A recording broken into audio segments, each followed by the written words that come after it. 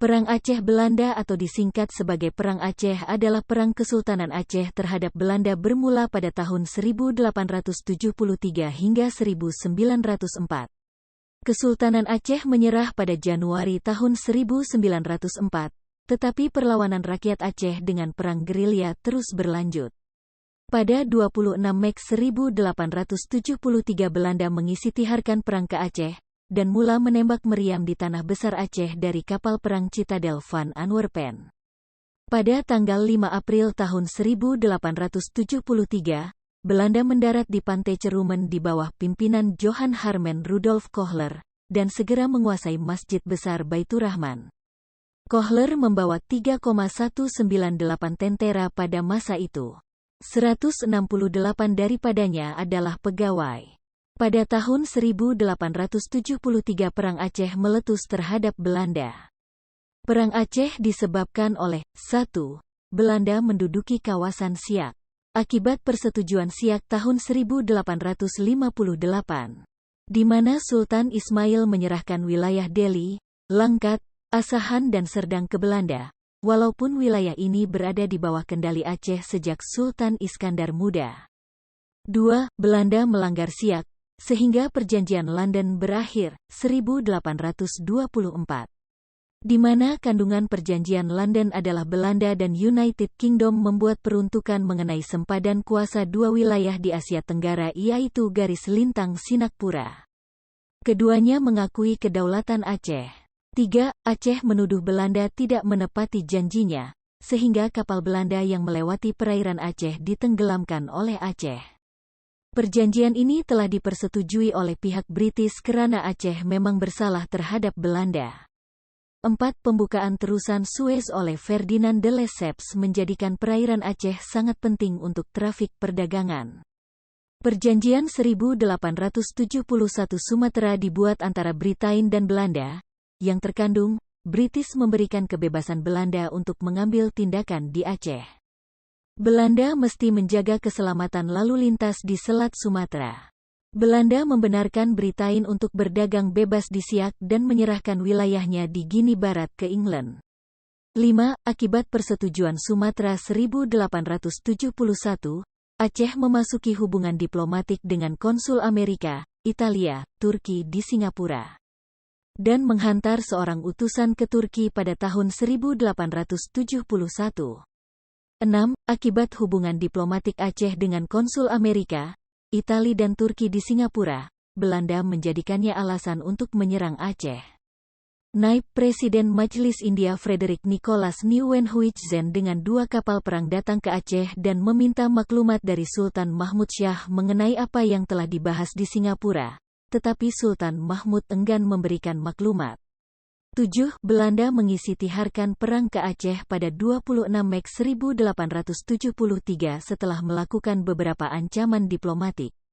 Ekspedisi dengan 3,000 askar yang diketuai oleh Ketua Jenderal Johan Harmen Rudolf Kohler dihantar pada tahun itu, tetapi ekspedisi itu dikalahkan oleh tentera Aceh, di bawah pimpinan Komandan Polem dan Sultan Mahmud Shah, yang telah memodenkan senjata mereka.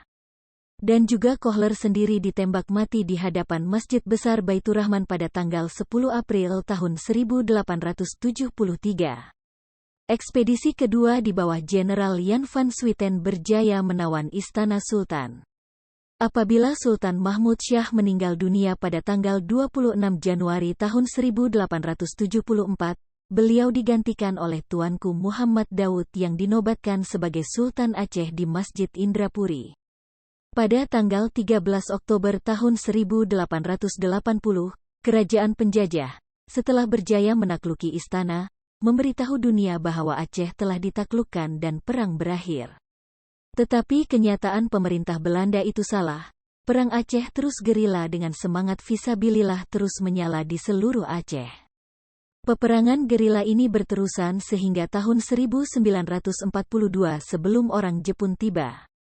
Semasa perang dengan Belanda, Kesultanan Aceh meminta pertolongan dari wakil Amerika Syarikat di Singapura, yang dikunjungi oleh Komandan Tibang Muhammad dalam perjalanan keperesmian Maharaja Napoleon III dari Perancis. Aceh juga mengirim Habib Abdurrahman Az-Zahir untuk meminta bantuan dari Khalifah Utsmaniyah.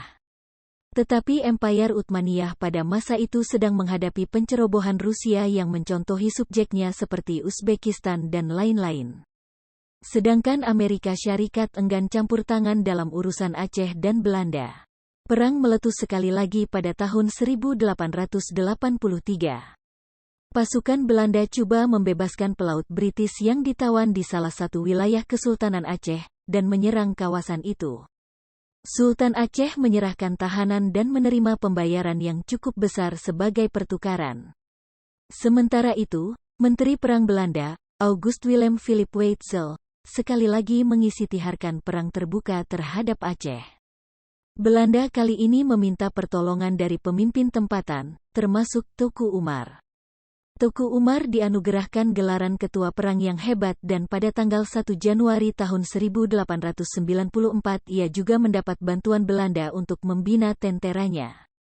Ternyata 2 tahun kemudian Teuku Umar sebaliknya menyerang Belanda dengan pasukan baru ini. Dalam perang gerila ini, Teuku Umar bersama Panglima tertinggi Polem dan Sultan terus tegas.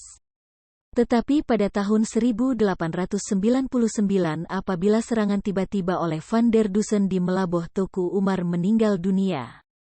Tetapi Cut Nyak Dien, istri Teuku Umar, muncul sebagai komander perang gerila.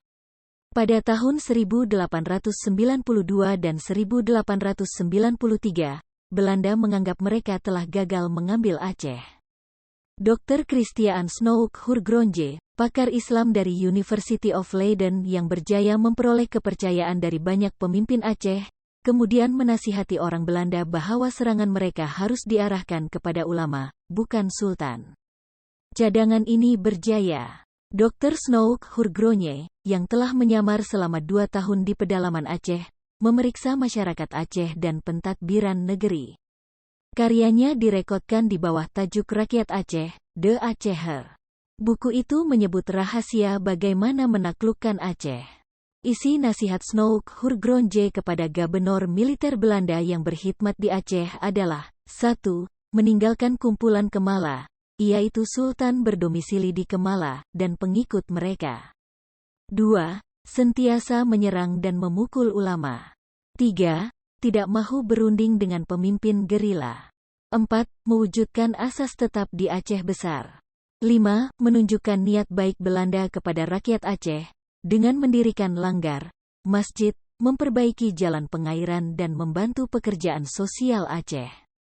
Pada tahun 1898, Johannes Benedictus van Heutz diisitiharkan sebagai Gubernur Aceh pada tahun-tahun 1898 sampai tahun 1904, dan kemudian Dr. Snouk Hurgronje dilantik sebagai penasihatnya, dan bersama dengan letnannya, Hendrikus Colin, kemudian menjadi Perdana Menteri Belanda, ditangkap di sebagian besar wilayah Aceh. Sultan Muhammad Daud Shah akhirnya terpaksa menyerahkan diri kepada Belanda pada tahun 1903 setelah 2 istri, anak-anak dan ibunya pertama ditawan oleh Belanda. Belanda menggunakan strategi licik dengan menangkap keluarga-keluarga Sultan pejuang Aceh untuk melemahkan perjuangan mereka. Selepas penyerahan Sultan, perjuangan untuk mempertahankan kedaulatan Aceh diteruskan oleh Tengku Cik Ditiro Muhammad Saman setelah menerima mandat sebagai Sanggro-Nanggro dari Sultan Muhammad Daud Shah sebelum menyerahkan dirinya.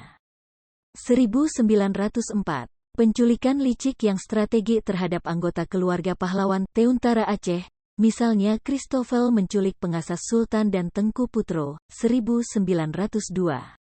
Van der Maaten menangkap anak lelaki Sultan Tuanku Ibrahim. Akibatnya, Sultan menyerah diri pada tanggal 5 Januari tahun 1902 kepada Sigli dan membuat perdamaian. Van der Maaten secara sembunyi-sembunyi menyerang Tangse. Komander Ketua Polem dapat melarikan diri, tetapi ditangkap oleh anak lelaki Komandan Polem, Cutpo Raden, saudara perempuannya dan saudara-saudara terdekatnya. Akibatnya Panglima Polem meletakkan senjatanya dan menyerah kepada Lokseu Mawe, 1903. Akibat daripada Komander Polem yang menyerah diri, banyak ketua rakyat yang menyerah kalah mengikuti jejak Komandan Polis. Trik seterusnya, Pembersihan dengan membunuh rakyat Aceh dilakukan di bawah pimpinan Van Dalen yang menggantikan Van Heutes.